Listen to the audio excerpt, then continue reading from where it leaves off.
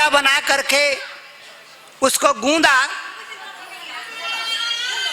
गूंद करके चूल्हा जलाया, तवा रखा और रोटी बनाई बड़ी प्रेम से, गीत गाते गाते।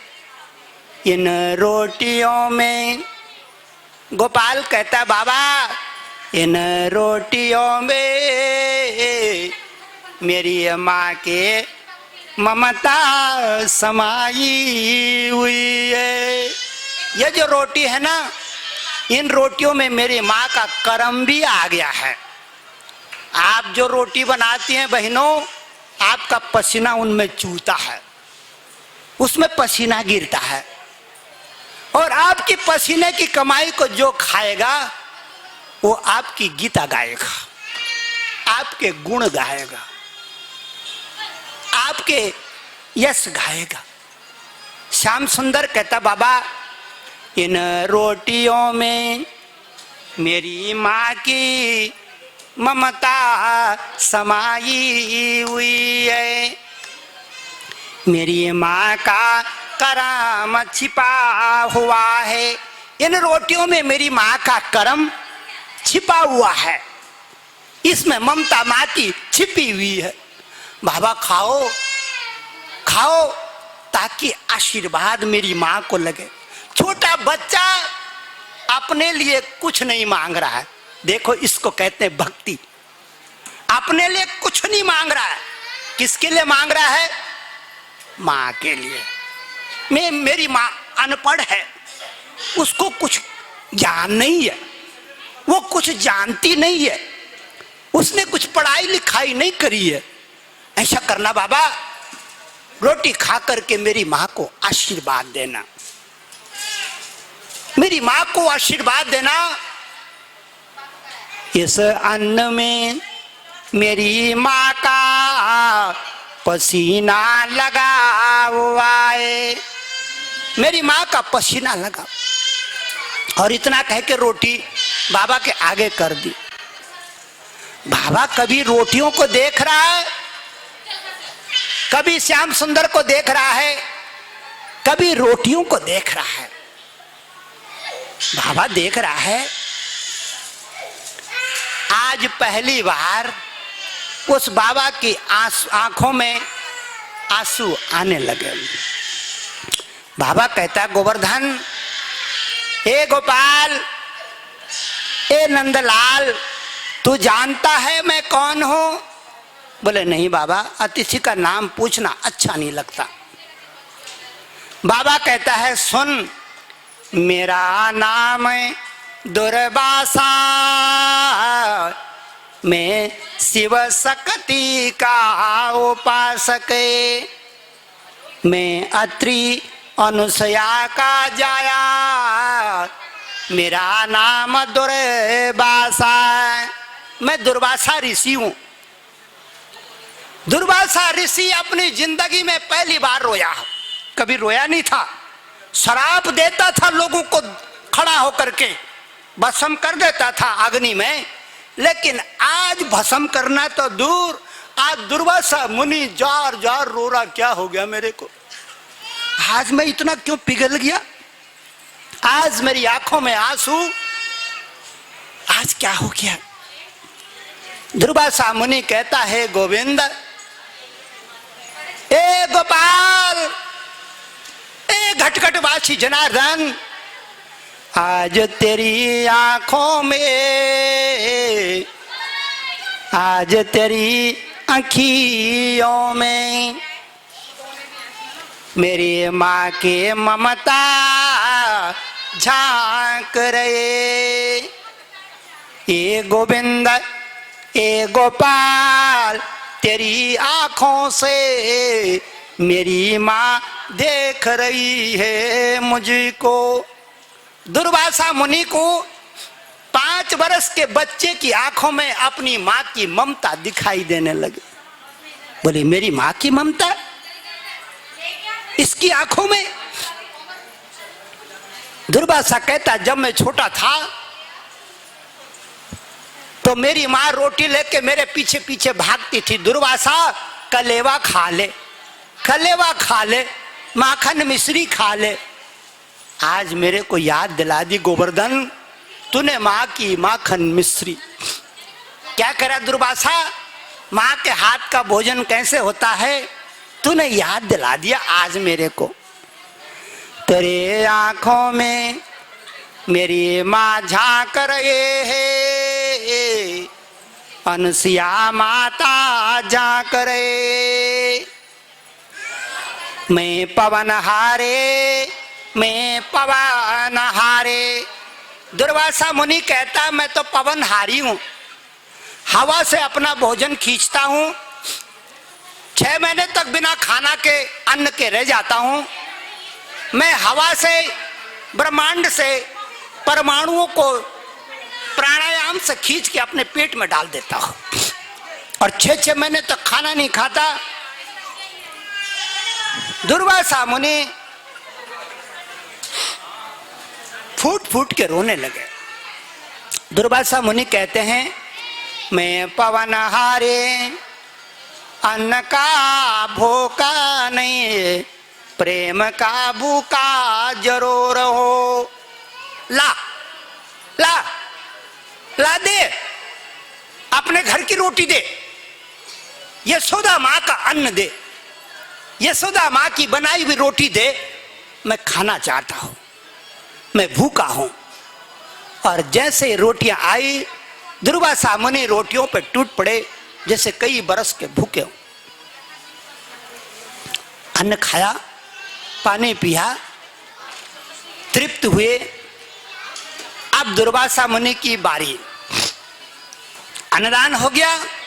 अब दुर्वासा मुनि कह रहा है गोविंद, ए गोपाल, मैंने तेरे घर का अन्न खा लिया, मैंने तेरे घर का अन्न खा लिया, मैं तेरे को कुछ देना चाहता हूं। श्याम सुंदर कहते महाराज मैं कुछ नहीं लूंगा, कुछ नहीं लूंगा, हमारे घर में सब कुछ है, अन्न भी है, धन भी है, खेत खलियान भी है, गाय बच्चियां भी हैं, रुपए पैसे भी हैं, जवाहरात भी हैं, असरफियां भी हैं, मैं कुछ नहीं लेना चाहता। दुर्वासा कहता है नाना मैं तो दूंगा, मैं तो देना चाहता हूं। श्याम सुंदर ने कहा ठीक है, देना चाहते हो तो जो आपकी इच्छा हो वो दे दो, मैं ले जा लेता हूं, मैं दे दूंगा माँ को, जो दोगे माँ को दे दूंगा। अब क्या हुआ, ऐसी भौतिक चीज तो बाबा के हाथ में थी नहीं कि रुपए पैसे के असरफिया कपड़े लगते होते। क्या है बाबा के पास में, सुनो। श्याम सुंदर को बिठाया, अथ योग विद्या प्रारंभे। अब योग विद्या की कथा प्रारंभ हो रही है बहिना। दुर्वासा मुनि ने अपना अंगूठा आसमान की ओर कर दिया। दुर्वासा मुनि कहता है ये मेरी जन्म जन्म की कमाई ये योग विद्याएं, आन विराजो मेरे अंगुष्ठ में। ये मेरी दाहिने हाथ की दक्षिण विद्याएं, आन विराजो मेरे अंगुष्ठ में। ये मेरी वाम विद्याएं, आन विराजो मेरे अंगुष्ठ में। ये मेरी कमाई परा विद्याएं, आन विराजो मेरे अंगुष्ठ में। ये मेरी कमाई अपरा विद्याएं, आन विराजो मेरे अंगुष्ठ में। ये मेरी गायत्री विद्या, आन विराजो मेरे अंगुष्ठ में। ये मेरी सावित्री विद्या, आन विराजो मेरे अंगुष्ठ में। ये मेरी परा विद्याएं, आन विराजो मेरे अंगुष्ठ में। ये मेरी अपरा विद्याएं, आन विराजो मेरी अंगुष्ठ में। ये मेरी बला विद्याएं आन विराजो मेरे अंगुष्ठ में। ये मेरी अबला विद्याएं आन विराजो मेरे अंगुष्ठ में। दुर्वासा मुनि कहते हैं कि मैं जोगी जलाम जलाम काय, मैं उपासक शिव शक्ति का आज दान करो योग की पोगड़ी गोपाल को। आज मैं योग विद्या गोपाल को दान करना चाहता हूं। आज मैं योग विद्या गोविंद को दान करना चाहता हूं। और अपनी विद्याएं गोविंद के कपाल में अंगूठा लगाया। गोविंद कहता, महाराज मेरे को क्या से क्या दिखाई दे रहा है, क्या से क्या दिखाई दे रहा है। जो कल तक दिखाई नहीं देता वो भी दिखाई दे रहा है। और 5 बरस का ग्वाला, 5 बरस का ग्वाला आया था गोपाल बन के और जा रहा है योगेश्वर स्वरे। योगेश्वर भगवान हो गया। क्या हो गया? योग की विद्याओं वाला भगवान। दुर्वासा मुनि कहता है, ए गोवर्धन, ए गोपाल, आज मैंने अपनी कमाई तेरे को दे दी। मेरा तो कोई है नहीं आगे पीछे। मैंने अपनी कमाई अपने शिष्य को दान कर दी। और मैं चाहता हूं कि मेरी जो विद्याएं हैं, मेरा गोपाल उनका जीवन में प्रदर्शन करके आनंद करे। लेकिन फिर कहते हैं दुर्वासा मुनि, ए गोविंद, ए गोपाल, दुर्वासा कह रहे हैं मेरी दी हुई विद्याओं का दुरुपयोग ना करना। दुर्वासा कहते हैं कि जो भी मैंने विद्याएं दी हैं, खबरदार इनका दुरुपयोग न करना, इनका सदुपयोग करना। कहीं ऐसा ना हो किसी गरीब पे बाण चला दे, किसी गरीब का तिरस्कार कर दे। गरीब को उठाना, सुदामा की तरह धनवान बनाना, कर्महीन को कर्मवान बनाना, अर्जुन की तरह मानहीन को मानवान बनाना, दानहीन को दानवान बनाना। जो जीवन में गिर गया हो उसको उठाना। जो जीवन की जिंदगानी में ठोकर खा के गिर गया उसको उठा के अपने गले से लगा देना। मेरा मित्र है, मेरा अपना है, मेरा सगा है, मेरा संबंधी है। दूसरों को तिरस्कार मत करना, अपना समझ करके। दुर्वासा मुनि कहते हैं अपना समझ के गले लगाना, कभी किसी का अपमान न करना, और विशेषकर स्त्री जाति का कभी अपमान न करना। श्याम सुंदर ने ये बात गांठ बांध ली गुरु की कि स्त्री जात का अपमान न करूंगा, स्त्री जात का तिरस्कार न करूंगा। दुर्वासा मुनि कहते हैं, दुर्वासा मुनि कहते हैं, क्या कहते हैं दुर्वासा मुनि? तुम सदा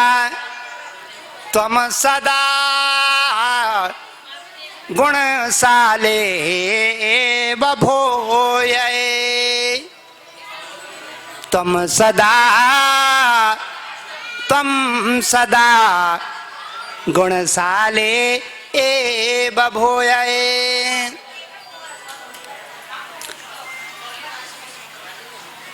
परम पूजनीय माता जी आश्रम के अध्यक्षा जी आए हैं, आपको मैं प्रणाम करता हूं और हमारे स्वामी जी को प्रणाम करता हूं। सभी भाई बंधुओं जो भी हमारी बहनें आए हैं सबको प्रणाम करता हूं। पीछे संत जनार्दन बैठे हैं, सबको प्रणाम करता हूं। दुर्वासा मुनि कहते हैं तुम सदा गुणशाली एव भूय, तुम सदा गुणशाली एव भूय, सदा गुणवान रहना, निर्गुणी मत होना मेरे लाल। दुर्वासा मुनि ने श्याम सुंदर को कहा, निर्गुणी मत हो जाना गुरु की विद्या पा करके। आनंद हो गया, आया था गोपाल बन के जा रहा है, योगेश्वरा स्वर योगेश्वर भगवान बन करके नदिया के पार में आया, नदी में छलांग मारी, पार हुआ। सायकाल का बगत माँ जसुमती गांव में ढूंढ रही है, कहाँ है मेरा गोविंद, कहाँ है मेरा गोपाल। पूर्णमासी का चांद लगा हुआ, इसीलिए उसी दिन से आषाढ़ की पूर्णिमा को हम लोग कहते हैं माताओं गुरु की पूर्णमासी, गुरु पूर्णिमा।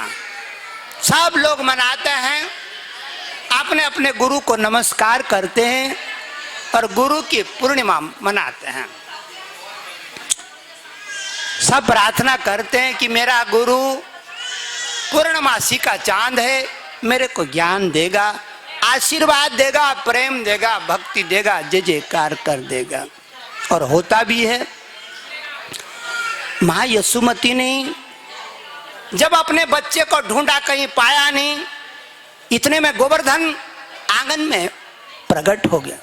माँ ने हाथ लगाया, देखा बाल भीगे हुए, पीताम्बरी भीगी हुई। माँ ने कहा नहा के आया जमुना जी से? ना। क्या करके आया?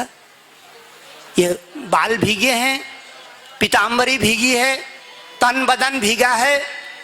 श्याम सुंदर कहता माँ गुरु को अन्न दान करके आया हूं। गुरु को अन्न दान? कैसा गुरु? कहाँ का गुरु? किसका गुरु? हमारा तो कोई गुरु नहीं है।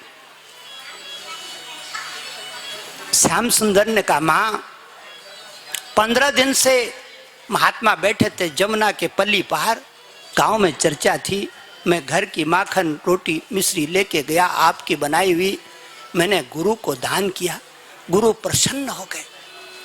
क्या नाम है तेरे गुरु का? दुर्वासा अत्रि अनुसुया का जाया। नंद रानी ने जैसे ही सुना दुर्वासा, दरवाजे पे खड़ी थी, नीचे लुढ़क गई। दुर्वासा, हे राम, गुरु भी मिला तो ऐसा मिल गया, ये क्या हो गया? इतना अहंकारी, इतना घमंडी, देखते ही भस्म कर देता है लोगों को, आग का गोला है। मां ने कहा ना, झूठी बात मां, मेरा गुरु अहंकारी नहीं है, मेरा गुरु घमंडी नहीं है, हाँ मानवान है। तुम्हें कैसे मालूम?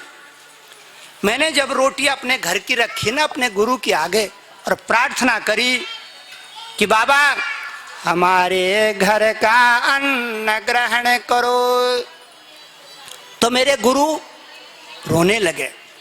गुरु के आंखों से आंसू आए और गुरु ने कहा आज पहली बार मेरे को ऐसा लगता है कि मेरी माँ के हाथ का भोजन मेरे आगे रखा हो।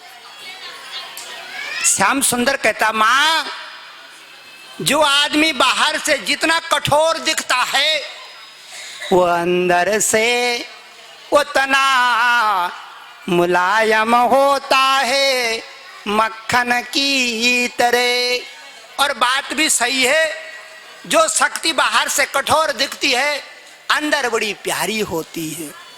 उदाहरण के लिए काली माँ को ले लो, बाहर कितना भयानक रूप है, बड़ा भयानक दिखती है, लेकिन जो साधना करते हैं वो अंदर कोमल हृदय वाली देवी के दर्शन करते हैं, जो उनके कपाट खोल देती है, उनको अनपढ़ से महाकवि कालिदास बना देती है, उनकी जीवन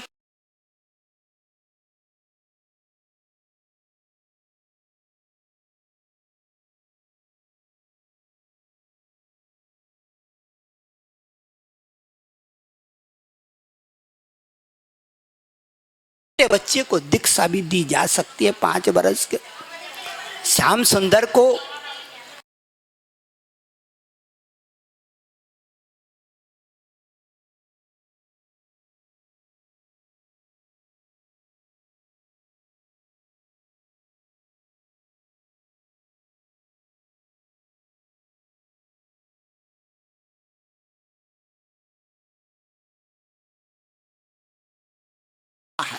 श्याम सुंदर कहता माँ को गुरु पे भरोसा नहीं आ रहा, विश्वास नहीं हो रहा है, गुरु की शक्तियों का ज्ञान नहीं हो रहा है। श्याम सुंदर कहता कुछ करना पड़ेगा। श्याम सुंदर को दुर्वासा ने कहा था जब भी तेरे पे संकट आए ना मेरे लाल, जब भी तेरे पे संकट आए गुरु की बंसरी को याद करना, अपने ओंठों पे संकट मुक्त हो जाए। उस विधि को पकड़ा श्याम सुंदर ने और ओंठों पे मुरली लगा दी। योग विद्याम पाश्रिते